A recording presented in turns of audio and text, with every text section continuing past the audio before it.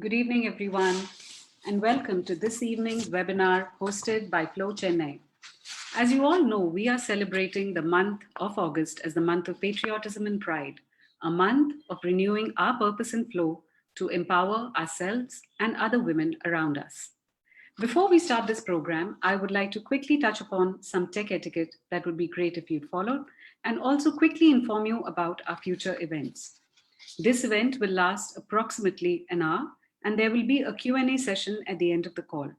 If you have any questions for our speaker, please do submit them via the Q&A feature on your Zoom screen, and we will pick them up and share them with him. Please note that this call is being recorded. And now we'd like to share with you a sneak peek into the events for the rest of August.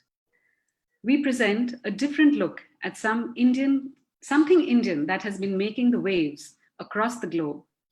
Indian Matchmaking is a Netflix series that has been the topic of many opinions, and we present a behind the scenes with the accomplished Smriti Mudra, who has produced and created this on August 14, and she will be in conversation with our own member, Kaveri Lalchand.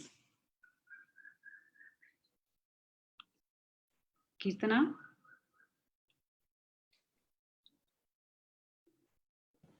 Yes, sharing the screen? No, it's not showing. Are you able to share? Yeah, it's already shared. Okay, it's not. Can the others see it on the screen? No. No. Wait, let me try to do this from here. Now it's showing. Yes. I guess now you can see, so thank you so much. This is our next event on August 14th. It was a short notice, but it promises to be a riveting conversation. Thank you, Kirtana. We are also proud to launch our Flow Chennai Mentorship Cell, which will be a part of a national initiative wherein we create opportunities for our members to get mentored by experts in various aspects of building and growing their enterprise and attending specific workshops on entrepreneurship. This initiative is being led by member Priya Gautam, and we will be officially launching it on August 27th. You will hear from us soon on this. If you remember, we had asked you what patriotism means to you, and we have received so many wonderful messages from you. It's been really, really wonderful to read them. We thought we'd share these messages with you through the month at our webinars.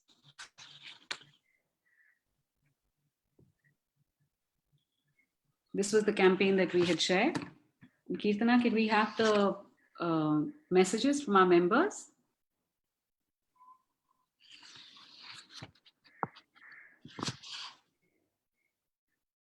This is some of the members who'd sent in.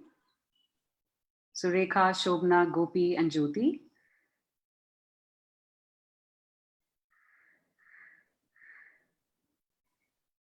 And here we have Shobna, Ruchita, Archana, and Shivani. Thank you so much, and we'll be sharing the rest of the message as well.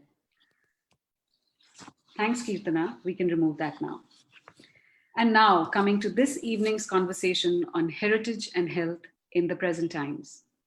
Currently, health is the most important factor in everyone's life. And it's unfortunate that it took this pandemic to put a spotlight on the importance of Ayurveda, naturopathy, Siddha, homeopathy, and yoga in preventing and containing and maintaining our own health. In fact, a few months ago, our state government even included yoga and naturopathy in addition to Siddha as add-on therapies for COVID-19 treatment itself. There was a talk of patients being taught yoga asanas and pranayam to improve their lung health as well. According to some experts, naturopathy treatment played a primary role in reducing the multiplication of the viral load. By virtue of residing in the heartland of yoga and Siddha, we present a fitting conversation on this topic with our guest, Dr. Raghavendra Rao, who is Director, Central Council for Research in Yoga and Naturopathy, Ministry of Ayush, Government of India. He will be in conversation with Flow member, Dr. Farhana Siraj, who actually is the one whose passion was to host this event. And Farhana, thank you so much for this.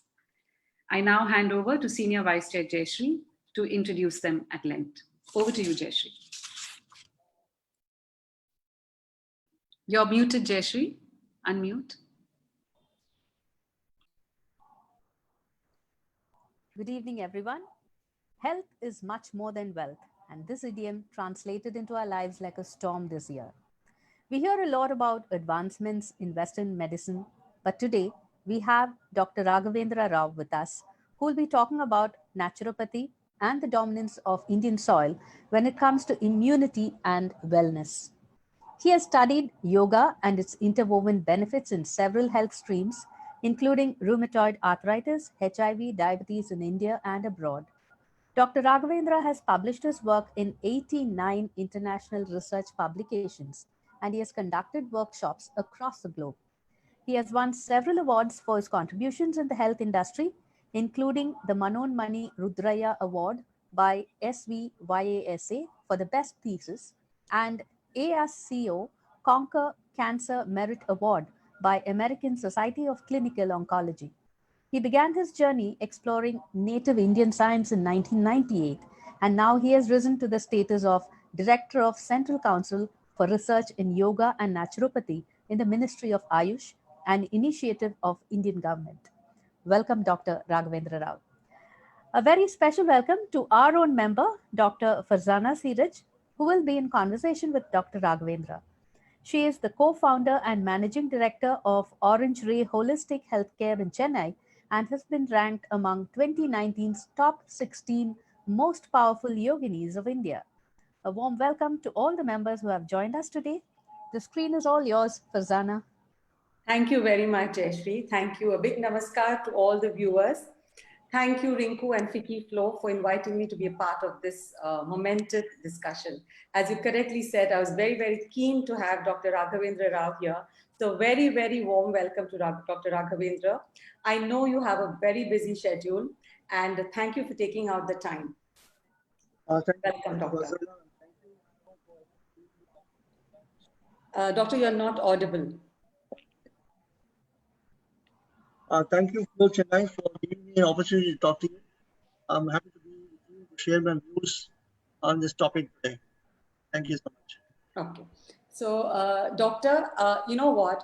Always when we have specialists in our discussions, it's always nice to talk to them so that you can get to learn more. But with you, it's a double pleasure for me. One, because we both share passion for the same cause. And two, we are alumni from the same college, Swami Vivekananda Yoga University, Bangalore, which is SVYASA.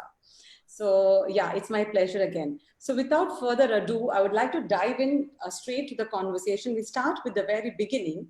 So we'll talk about CCRYN, which is the Central Council for Research in Yoga and Naturopathy.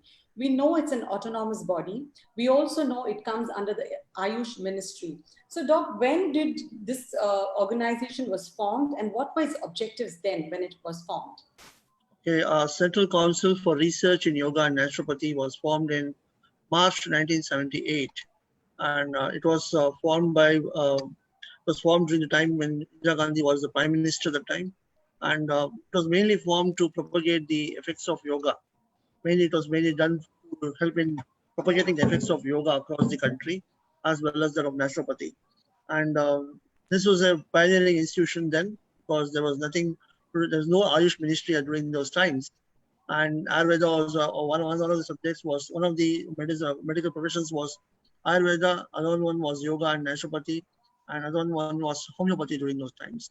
Siddha was just confined to Tamil Nadu during those times, and later on it came back into the national forum. So since 1978, CCRN has been there, trying to set up yoga institutions, trying to start setting up research into research on evidence-based practices on yoga, trying to publicize certain schemes which can improve awareness about wellness and lifestyle and preventive health during those times. Because during those times, yoga was on a nascent stage. People were not taking yoga seriously. And if you see during those times in the 1970s, it was only the meditative traditions of yoga which is more popular in the West. Like you have the transcendental meditation, Maheshwari Yoga. So he's the one who popularized yoga there in the West during the 1970s. And yoga was just confined to the yoga gurus, certain few institutions in India, and few of them spread over Haridwar, in Mysore, in Chennai, and very few of them you can count on your fingers, and in Mumbai, in Pune, etc. and there were very few yoga gurus, and yoga was just a subtle kind of thing, looked like kind of tradition, a small school, and people were doing and learning yoga as their hobby during those times. Okay, it was not a serious profession at all. But over time, yoga has become so popular as not just for wellness, but also for preventive healthcare, that people are learning to reap the benefits of yoga in maintaining health. So that is when you can see uh, organizations like CCRYN, it was under the Ministry of Health and Family Welfare during those times, Okay. and it became very, very popular. Hmm. And in 2003, the Indian Council for Medical Research recognized yoga and naturopathy as a system of medicine. Okay. That was in 2003 onwards. And that is when yoga, the role of yoga in medicine started gaining popularity in India. Okay, and a lot of researches started happening during the 1990s and 2000, where a lot of medical colleges, medical teaching hospitals, and professors in those institutions started taking up and becoming more inquisitive about yoga research. And it's very also interesting to talk about yoga research because if you want to look at history of yoga research, it started off in Lonawala in Pune, near Pune, in Kaivaladham ashram by Swami Kolyananda. And it was basically by Western researchers. Okay? There was Dr. Bakchi and Dr. Green who all came there here, and Dr. Wenger, who were very much inquisitive about the effects of yogis in India. So one of the earliest research on yoga, if you see, was on people going into samadhis. Okay. And one of the first research papers of that was published in All India Institute of Medical Sciences by Dr. B.K. Anand, where he showed how a person, a yogi, could go into samadhi in a deep pit for about 8 days, and the heart rate had stopped by the third day, and by 6th day, the heart rate again started. So there are a lot of things saying that that person would have done some manipulation, all these things, but still it was a medical miracle because there was no oxygen support, nothing, and somebody was locked inside a box, underground pit, or 6 feet deep pit, and still came out on the 7th day completely intact and alive. So there was something which was a medical miracle during those days, was published in international journal, and people became more inquisitive about yoga during those times. It was in 1960s and 70s. Okay, this article was published in 1964. Okay. And since then, most of the Westerners became more fascinated with yoga. So it was more of the Westerners coming to the India to learn yoga from the yoga gurus in Haridwar, in Rishikesh, and the lower research or lower rungs of the Himalayas. And many of them also going to Tibetan monasteries to learn meditation there, the Buddhist form of meditation, the Vipassana meditation. Okay, and many of them coming down to South to learn about Iyengar yoga, Krishnamacharya yoga, and Patavi Joy's Hatha yoga, and many other things. So many schools of yoga popularized during those times, and people started going out to far off places. And it was very interesting to see that it was basically Westerners who really took liking to yoga. Okay, no more in the Indian government or the Indian diaspora during those times. It was Westerners who took the passion for yoga and took it to the West and made it more and more popular. So they introduced our heritage back to us, huh? Yes, yes. That's what's happening today. Yeah. So, Doctor, coming back to current times, we'll start with the COVID because I'm sure all the viewers are very eager to know what is the role we can expect yoga and naturopathy to play in these times of COVID. As Rinku very correctly said, now the spotlight is on our immunity, on our respiratory system. If not like that yogi who stayed underground 8 days, at least something we can do with our respiratory system. What do you say for that? Yeah, no doubt about it. Yeah. See, basically, when you talk about COVID, you need to understand this. This is a SARS-CoV-2 virus, which is the RNA virus, and this is one which enters into your body or into your body, it evokes an immune response. Okay, what is this RNA virus? It's just nucleic acid virus, protein, amino acid covered with a layer of fat and lipid. Okay, and this can be easily destroyed outside by using any soap, any foam, or any sort of alcohol, because it breaks down the extra lipid barrier on top of the virus, and it integrates the virus. But it becomes a very deadly virus when it enters into your body, because it gets a very good milieu or environment to survive and sustain and proliferate. Okay? So this harmless RNA which is there outside, which can't do any damage to anybody, once it enters into your body, it becomes a deadly kind of predator for us. But not all RNA viruses are like that. And this is one such kind of RNA virus. Infectiousness of this particular virus is very, very high. The lethality is low. That's why you can see the amount of mortality in because this virus is very, very low in Indian population, hardly 2.8 or 2.9%. Yeah. Okay. And many of these people are also asymptomatic. Sometimes the virus comes into you just and goes away from your body without even producing any symptoms. Correct. That is because of your immune defense mechanism. Okay, this is where the yoga, role of yoga and the role of the Ayush will really come into play. Okay, so there are a lot of people discount this and they say that there's nothing like immune boosting, and you cannot really do any immune boosting with respect to yoga or Ayurveda or whatever it is. But all said and done, let us understand different facts about this virus and how does it enter into your body, how does it proliferate. So once you know that, you also will know what are the measures to take care of it. So basically, once it enters into the nasal tract or it's into the oral cavity, okay, it starts proliferating there. Okay? And you have saliva in your oral cavity, you have the nasal ciliary epithelium, you have secretions in the nasal cavity, which try to throw this virus out of the body. Yeah. Okay? And if you start taking more of steam, okay, it starts clearing the nasal, it increases more the nasal secretions. Nasal secretions have more lymphocytes, they also have cell debris, it has got monocytes, etc., other immune cells in that area, which come and also destroy the virus there. One is that. Second thing, in the oral cavity, when you start doing gargling, salt water gargling with the baking soda, with salt, pinch of salt, and adding turmeric, clove, or cinnamon, whatever it is, any of the spices, and start doing that. This also has got antibacterial effect and antiviral effect as well. And at the same time, it also secretes more of saliva, and saliva has got secretory IgA, immunoglobulin A, which can neutralize this virus. All right. Okay, so there are immune defense mechanisms locally, both in the nasal tract and the oral lining of the oral mucosal lining, which play a very, very important role in killing the virus. One is that. So all these measures that I'm talking about, taking a steam inhalation with the Nilgiri Thailam, okay, or just taking just hot water drinking and gargling, salt water gargling, along with baking soda, along with a little bit of pinch of salt. All these things help in reducing the proliferation of the virus. Absolutely. Okay. So you have a sore throat, and if you keep on gargling every 2 hours, every 1 hour, so immediately you see by the end of the day, the soreness of the throat will come down. Correct. Absolutely. So the proliferation is going to come down. Yes. The problem only comes when this proliferation of the virus goes ahead, goes unchecked, and it proliferates and goes into the organ systems in your body. Body is also trying to throw this virus out by increasing the immune cells to start to the site, and that's why you have fever, you have a rise in temperature. The rise in temperature and fever is nothing but an increase in circulation to the particular area of infection, to remove that infection, basically. Right. So actually, it's a good thing, and we always keep putting down the fever, right? It is a good thing, but the immune system in this case can also be very bad for us because it can also cause damage to the organs and systems inside the body. It can cause pneumonia, okay? And they also show extrapulmonary manifestations. It can affect the brain, it can affect the GI tract, it can cause arthritis, mild arthritis also in some people, and is also known to cause Kawasaki syndrome also in some of the cases, the autoimmune syndrome in children as well. Yeah. Okay?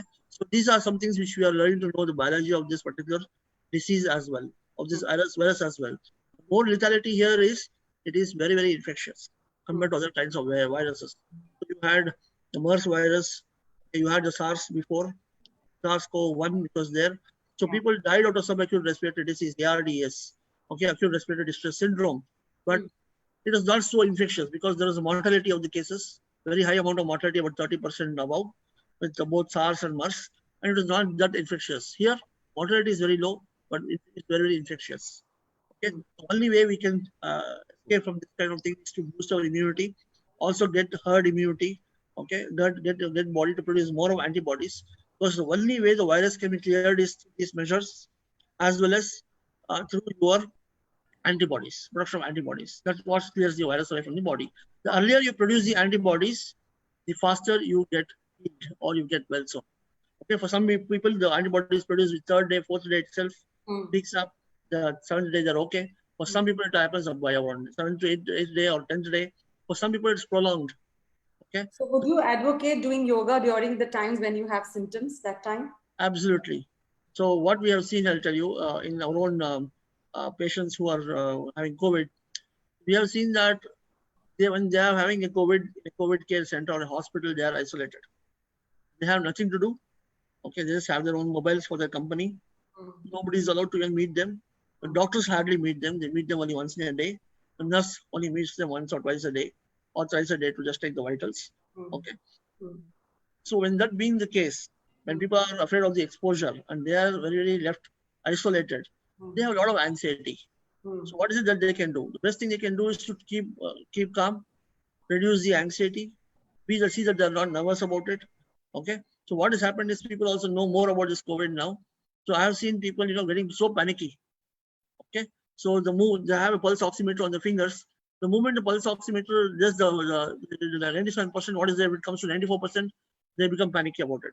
They feel the disease is worsening. Okay. So they don't want to even monitor that what is happening. They don't want to see that it's monitored also continuously. So this is being the case.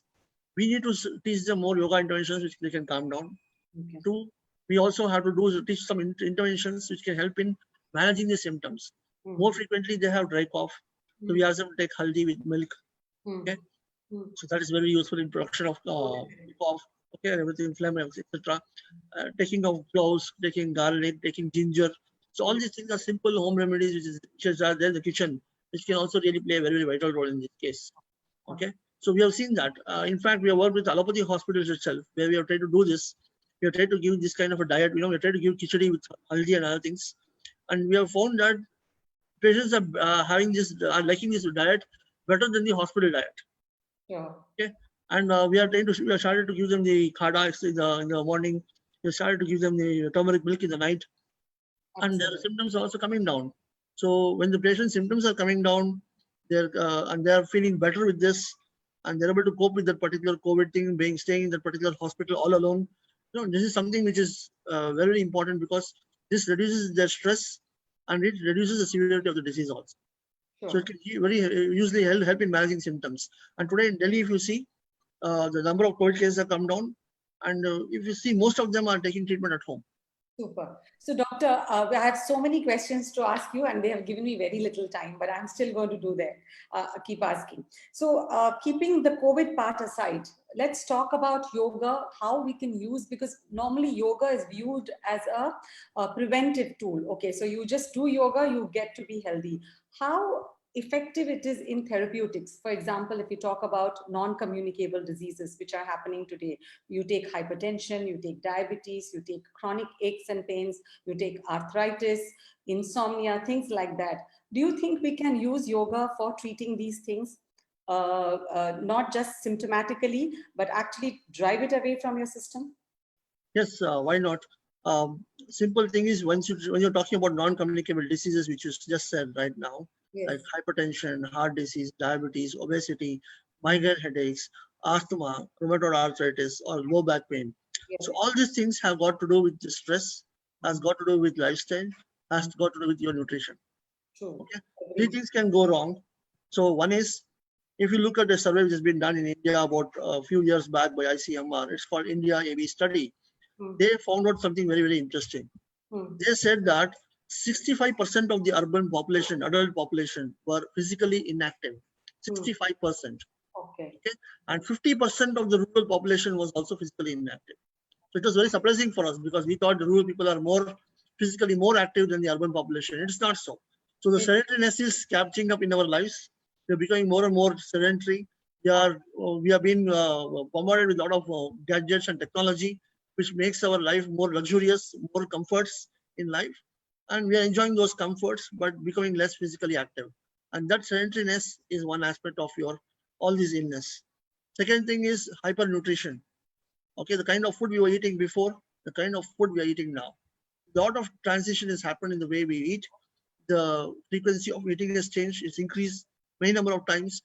Okay, we start binging on foods, and only when you get conscious about our weight, we try to do some sort of a crash diet or a fasting for 2-3 days. Again, you can't succeed to get back to your normal diet once again. Intermittent fasting is so much in right now. So that's there. So, but again, that trying to act impulsively is not going to give you results. So we need to bring about a discipline in life. We need to bring about a change in your lifestyle, the way you lead your lifestyle, having good amount of physical activity, having good amount of diet control, okay, and also help in managing your stress as well. Okay, stress is very, very important cause of most of this. Why I say is, we get caught in the daily stresses, daily habits. So we don't have time for anything. We don't have time for physical activity. We don't have time for rumination. We don't have time for ourselves.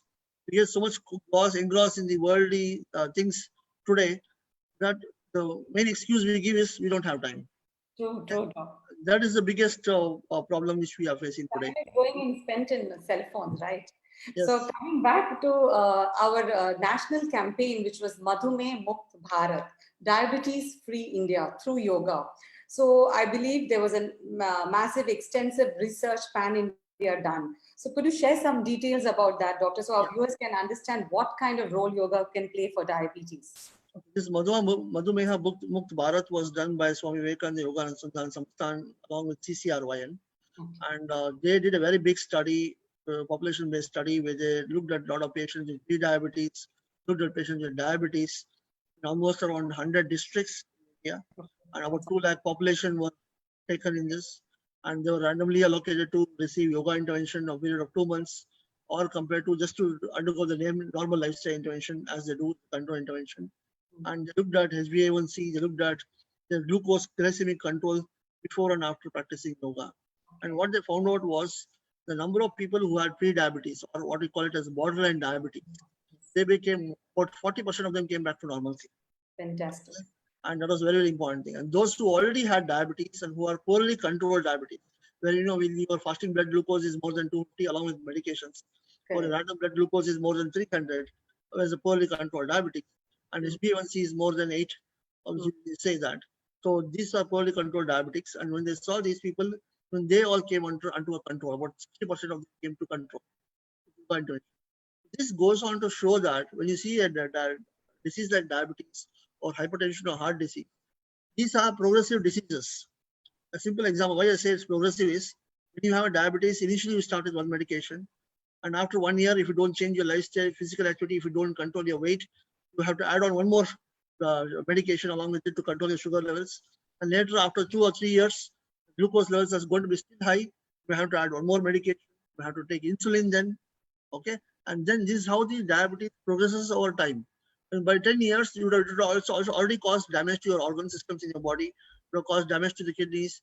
You have caused damage to your eyes, your arteries, etc. So to prevent secondary complications of this progressive disease is very, very important. And the only way that can be done is by proper control on the diet and physical activity.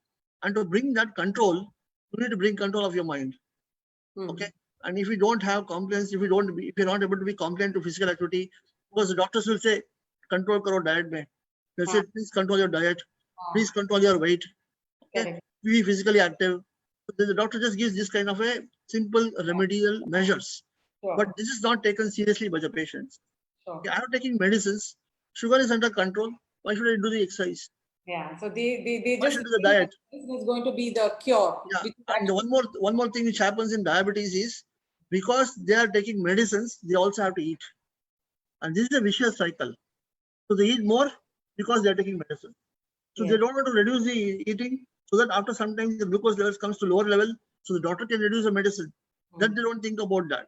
But they think about this one is that I'm taking medicine, so I have to eat my food. Yes. So you can see diabetes patients, chewing on chocolates, chewing on peppermints. Okay. The medicine is going to take care of everything. Yeah. So they are just binging on more and more glucose, which is going to be detrimental to their health. True, doc. True. So this kind of fear thing is already brought into the patients also. But and I think I will also like to tell you that when the medical fraternity is also to blame because they don't educate people with diabetes properly. Okay. So I'm coming to that now, doctor, because before we throw open the floor for questions, my last question to you is the world over, the buzzword in healthcare is integrated healthcare. So just for the information for the viewers, when you integrate one or more science, whether Ayurveda or yoga or Ayurveda or homeopathy or modern medicine and Ayurveda, it's called integrated healthcare. What do you think are the plans for the government for Indian healthcare system where integrative healthcare is concerned? Can we integrate yoga and naturopathy with modern medicine? Do we have plans for that? Yes, we can do a lot of work with yoga and naturopathy in modern medicine. Yes. I'll give you a very simple example of this. And I was very astonished to see that happening in US. Wow. Okay, so about 2 years back, I was at Harvard. I gave a talk there. And the following month, I was also invited for a talk, a Society for Integrative Oncology meeting in Phoenix, Arizona. So there I went to a very big hospital called Banner Health Foundation, a big chain of hospitals across US. And that was a cancer hospital where I went in Arizona.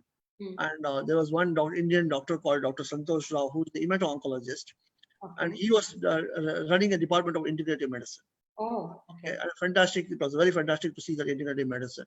And if you go to that particular hospital, the entrance of the hospital, on the right side is your pharmacy, and the building on the left side is the complete department of integrative medicine. Wow.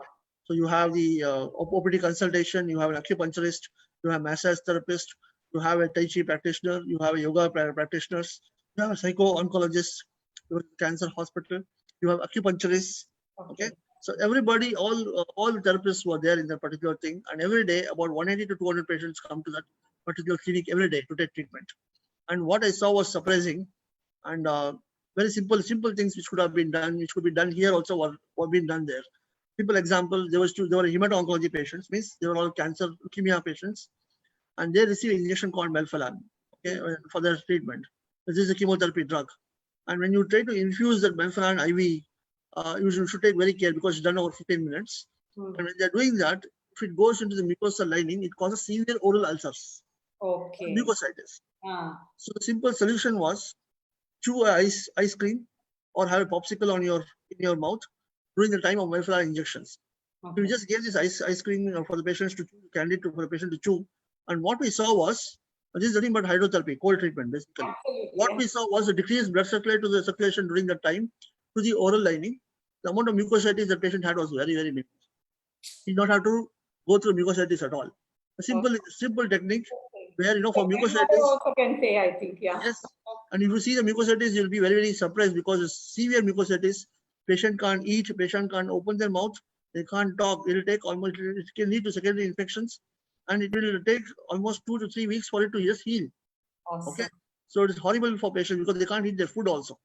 So Yeah, let's this hope, is- doctor, that something the government does to bring this integrative healthcare mandatory in hospitals. And they were using acupuncture for managing nausea, vomiting, using yoga for managing chemotherapy-induced vomiting, and we have been doing the same thing here in. Before I took up this position, I was working for a cancer hospital called Healthcare Global Enterprises in Bangalore. So we have an integrative medicine department. So we work with we are yoga people. We work with the psycho-oncologists. We work with the physiotherapists. We work with the nutritionists, and we look at all the problems which the patients have, and we devise modules so that we help in integrating our therapies along with the conventional therapies. Okay, so for example, we had morphine patients who are on morphine, cancer patients. They get constipated. Simple yoga modules were taught. More amount of water drinking was encouraged. Okay, proper diet was encouraged, and most of them didn't have constipation. Super. Okay, and that's one of the biggest problem areas in oncology for them. Okay. So palliative care we can work on. Palliative care. So a lot of work can be Opening done. the floor now for questions. We have some questions here. So there is one question here where the doctor, how can yoga help in psychiatric cases, in cases of depression, deep anxiety? In allopathy, tablets are given. Can yoga, etc., help? Yes, this is very, very important because medication in depression is a passive measure. Let me tell you this to you. Why I'm saying this is, you are having a depression and you take medicines every day to take care of your depressive behaviors and depression, so because you are in low moods, etc. But you're not doing anything to manage your depression. What is the cause of the depression? The cause of the depression is something else. It can be a psychological stress, chronic psychological stress. It can be bad marriages. It can be a bad environment. It can be financial distress. It can be so many other things. Absolutely. You are getting depressed because you're not able to adapt to the situation. You're not able to cope with the situation. That's the reason why you're getting depression. So by doing yoga, you will learn the facets of accepting things in life as it comes. You'll be able to develop that kind of resilience, which sees that you don't react to situations, which is very, very useful for depressive behaviors because I can just tell you about a study being done in Nuance. It was done about 10, 15 years back.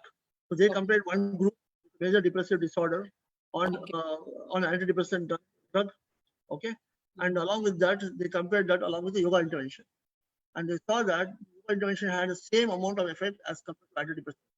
These were newly diagnosed depression patients. Okay, this goes on to show that, and it's published in a very well-reputed journal. And Nimans now has got a Center for Integrative Medicine Research is already there in National Institute of Mental Health. They're doing amazing. They are integrating yoga into all psychiatric disorders today. For schizophrenia, it is used. Obsessive compulsive disorder is used. Anxieties and phobias, it is used. And depression also is used. And if you can integrate yoga along with depression, I can tell you that your episodic depression levels are going to come down. Severity of depression is going to come down. And you will come out of medications very soon if you want to be integrating yoga along with it. along with your antidepressants. Okay. So one more question from the viewer is, this is a little funny one, but I still want to ask, be a little pertinent. So our ex-Prime Minister, Mr. Morarji Desai was supposed to have been on urine therapy. What is your take on that? See, there is a lot of people who are talking about this auto urine therapy. They say that urine is something that will come out and other things, and it is one to this, but there's no rationale behind that. And this is followed by very few practitioners saying that this can also help in curing diseases. Okay, and it can help in this, but we have no evidence to back this time. Why I would advise caution in this? Why? Because I had an auto urine therapy expert who came to our cancer hospital about 5 years back. Okay, this is a tumor board meeting which we have with all the consultants, and one of my medical oncologists called me immediately when he came to the doctor. So he had prostate cancer, and he has written more than 16 to 17 books on auto urine therapy. Want to talk about it? And he is from Bombay, and he has come all the way from Bombay to Bangalore, asking for a chemotherapy or a other medication regimen, and he doesn't want to get radiotherapy. He doesn't want to do surgery. So he was dictating the treatment to the doctor. Okay. Give me only this much is enough. I'm going to be doing autoimmune therapy. I'm going to take care of it. Okay. So I asked him a simple question. If I say it can be your autoimmune therapy itself which is causing the disease, don't you agree? I asked him. He said, no, it can't be causing the disease, because he had bladder also, bladder cancer also was there, and prostate also was there. Both were there. Okay. So I said, body is trying to throw off the unwanted material out of the body, and you're trying to take it back, saying that it is useful. Yes. Okay. And you're trying to follow the analogy of the cow. Cow urine is useful. Why can't the human urine also be useful? And that may be a different take. So we need to really look at things from a rational and a scientific perspective to see why we are doing this and what is the reason for this. Sure. The gentleman wanted a different treatment, was following that and wanted to be having a treatment, and probably the doctors were saying that he'll probably write a book saying that he got cured out of this by autoimmune therapy and misguide patients on that. Sure. So, doctor, our viewers want to know what is the difference between naturopathy and Ayurveda, because both are plants and herbs and stuff like that. So, can you please throw a little bit light on that? So, in Ayurveda, you talk about medications. You have medicines, you have tablets, you have decoctions, you have kadas. Okay, you have processing the medicines. You're processing medication with metals and all. Whereas in Naturopathy, we talk about natural plant sources. Food we eat, food is your medicine, basically. What you get in the kitchen, that's your medicine. That was, yeah. That's your medicine. So we believe in proper correction of the lifestyle as opposed to giving medication for every condition. Okay. So what people think about naturally is medicine is equivalent to drug. This is a very, very wrong notion which people have. So medicine can also be a lifestyle. Change your lifestyle. So if you're changing your lifestyle, you will get well soon. Okay, that itself is also medicine. You're talking to the patient, counseling the patient is also medicine. Yes. So it need not always be a drug or some sort of a potion or a capsule, and that itself is not going to be medicine. Chemicals. Yes. Sure, doctor. And they want to know that if somebody is on allopathy medicine, can they also have Ayurveda medicine alongside that? No, that's a very important question, because we don't know which we need to really see which medications the person is taking. Because there are known drug interactions with certain Ayurvedic formulations with certain allopathic medicines also. You need to really talk to your doctor about which medicines you're taking. Let both the Ayurvedic doctor as well as the allopathic doctor to know what medicines you're taking. So this is very, very important. Why I make this comment is I work in a cancer hospital, and when I did a survey on these patients, I found about 25% of the cancer patients taking Ayurvedic medicines and homeopathic medicines without the knowledge of their physicians, without the knowledge of their medical oncologist. Okay. So we really don't know what drug interactions it can cause. Which interacts with what? Yes. So this is very, very important, because we also need to know what is the composition of the drug, what are the drug interactions also are very important, because this can really reduce. Some of the drugs are there which can reduce the effect of other moieties inside your body, like other drugs inside your body. There are some drugs which can increase the viability of certain other drugs and be more toxic also. So these are very important for people to know. Sure. So there are some people who are raising their hands to ask questions. May I request you all to please type in the chat box so that we can see that. If you raise your hands, I wouldn't be able to allow you inside. Sorry about that. So, doctor, the next question for you is: we see a lot of PCOS cases in young girls today, and of course, that could be a result of their lifestyle. What would you like to say? Would yoga and naturopathy really be able to reverse PCOS, polycystic ovarian conditions? Yes, yes, why not? Yes. Very include in that. A lot of studies are there where you use yoga in We evidence lost you. based. Can you hear me? Can you Doctor, hear? your voice is breaking. Yes, doctor, your voice is breaking. Can you hear me now? Yes, Yes. yes, yes. Yeah. So there are a lot of adolescents who develop this PCOS, and this is mainly because of the change in lifestyle. So also, if you look at the transition of the of over so many years, you can see that the girls are going into puberty at a much earlier age compared to before. Before it was around 15 years, 16 years, and now it's around 8 years also, 9 years also.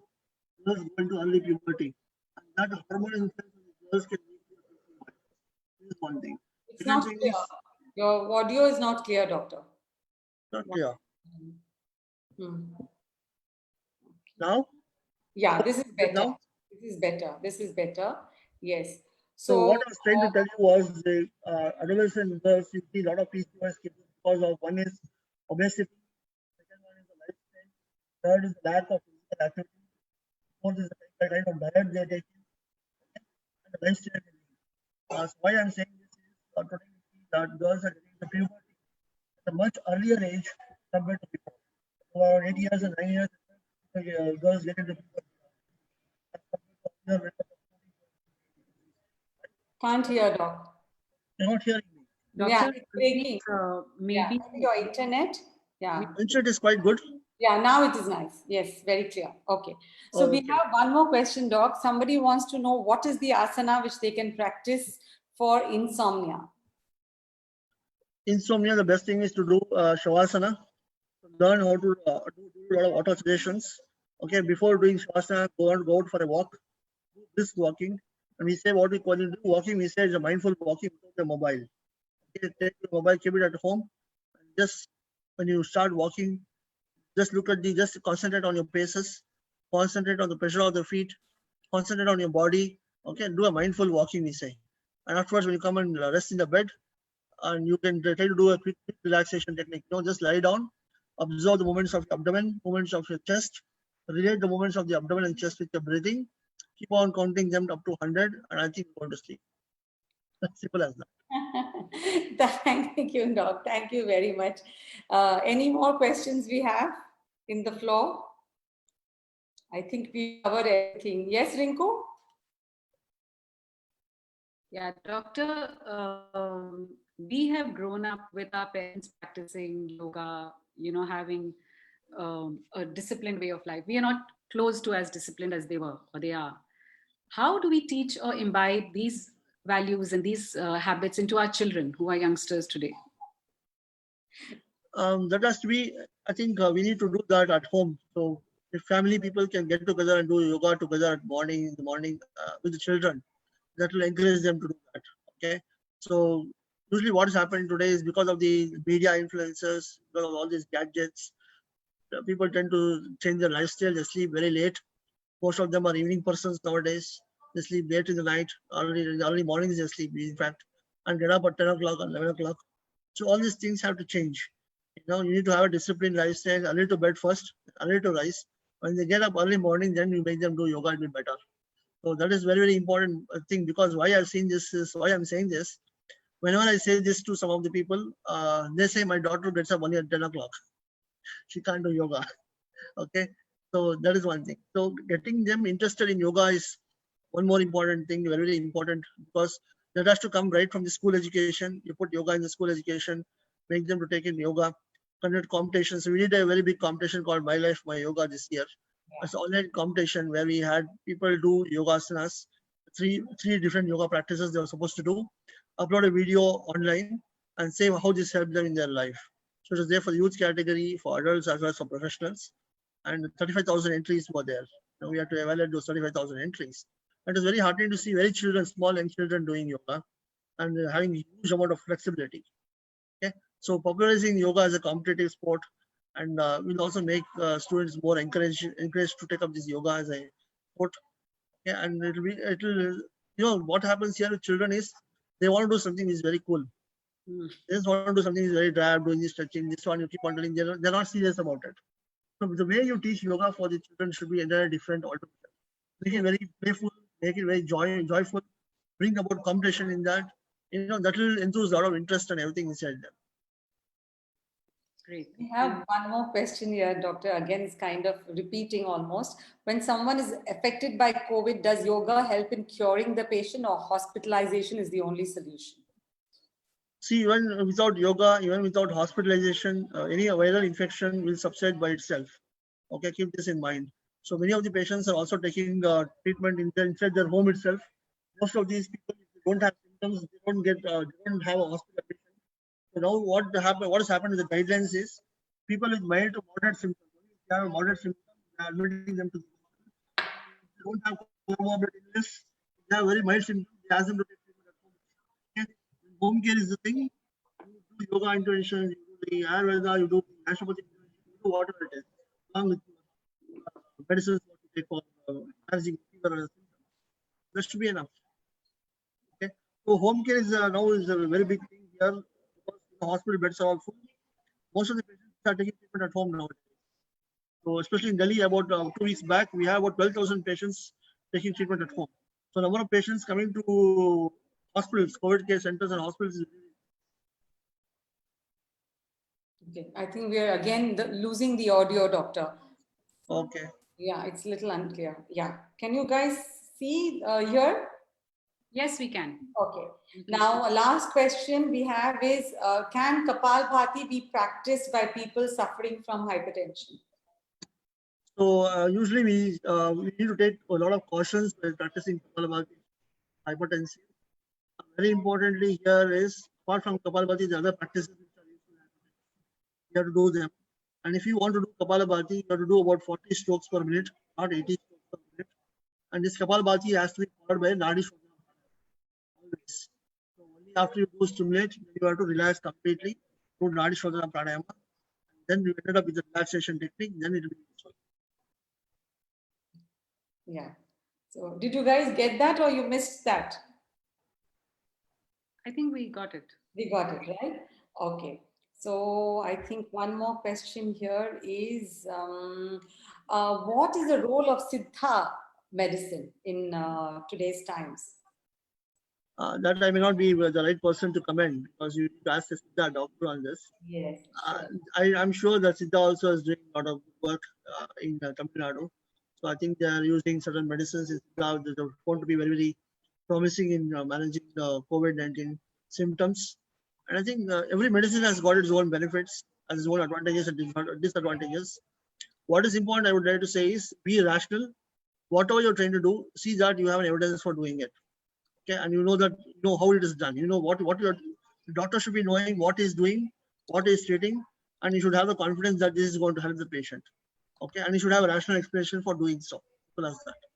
And the last question, Doc, today before we wind up is what is the ideal quantity of sleep according to you? 8 hours. 8 hours, yes. And I'm going to add my little bit here. Is the timing important, so that suppose somebody sleeps at 2 o'clock in the night and gets up at 10 in the morning? Is that okay? No, that's not 8 hours. Doesn't mean that you sleep at 2 o'clock and get up at 10. Because I see most of my patients, they choose that 8 hours and they stick to it. Okay, and they come and say, I sleep 8 hours, but they don't tell me when they sleep. When does the 8 hours begin? So it's a biological rhythm. You need to understand that we have a body has a biological rhythm. Correct. And going to bed early is very useful. Having dinner early is very useful, because when you go to bed earlier or 10 o'clock, maximum late by 10 o'clock, get up morning by 6 o'clock at least. Okay, so 8 hours of sleep. That timing is very, very important, because that's when your body healing process starts occurring. Hormones, the levels keep changing. For example, if you sleep too late in the night, you go to bed at 2 a.m. in the morning, and your cortisol levels are going to stay very high, and it will not come down in the morning. It will stay high throughout the day. But cortisol levels going to disrupt your immune responses, for infections over the long run. Simple example I can give you is examination time. When do you get infections during exam? because you're disrupting your sleep. Yes. Getting overstressed, you're overworked, you're disrupting your sleep cycle. And that's the reason why you get a lot of small infections. Yeah. The body doesn't get time to heal itself. Yes. Exactly. So you need to give the body time to heal, and the night is the best time. There's a biological rhythm. So for example, cortisol level, which goes up very high it's very high in the morning, comes down by night. Yes. Okay, but if you stay awake in the night and don't come down, stay there. don't come down. Got it. Yes, that's absolutely right, Doc. Thank you so much, Doc. It was really enlightening for me. I just speak for myself. I'm sure all the viewers also enjoyed and got all their doubts cleared. There were some more questions, but paucity of time does not allow me to continue further. And thank you once again, Doctor. What I would like to suggest is people are asking. Yes. People are asking about COVID-19. I would like you to look at the Ministry of Ayush. There's a guidelines which are already been published on managing COVID-19, home care guidelines, and other what can be taken at home, what can be done in different systems of medicine. Please go through those. It is there, the Ministry of Ayush website. Okay, that is fantastic. Yes. Thank you. And any last message you want to give the viewers? A one-liner? One line, all I would like to tell people is taking up yoga, whatever you're taking up, be physically active, try to control your diet, have a healthy lifestyle. That's it. If you're able to do that, you can take care of most of your diseases. Okay. I know, I agree. Okay, thank you, Doctor, so much. And over to Dr. Anita Suryanarayanan. Chitra, are you there? Yeah, I'm just taking off the. Can you see me? Yes. Good evening. From Vicky Flow Chennai chapter, I would like to say that this was a really awaited for program. And I thank Dr. Raghavendra Rao for opening our eyes to research being done in yoga and naturopathy and the alternative therapies. And also talking about the COVID pandemic and what we can do using natural means to reduce stress, anxiety, which aggravate the symptoms. We are also encouraged by the fact standardization procedures are being put in place by CCRYN, Ministry of Ayush, for a truly national and global reach. I would also like to acknowledge Mrs. Farzana Siraj for her coordination and getting Mr. Rao here today. To our sponsor, Satyabama Institute of Science and Technology and CREDAI, Chennai, thank you for your support. Members of the press, guests, GB members, past chairs, and our Flow family, thank you for participating. We are on Facebook, so people who've missed it can always go and look it up on Facebook. Thank you. Thank you. Thank you. Thank you, Dr. Raghavendra. Thank you, Doctor. Thank you. Thank you for your time.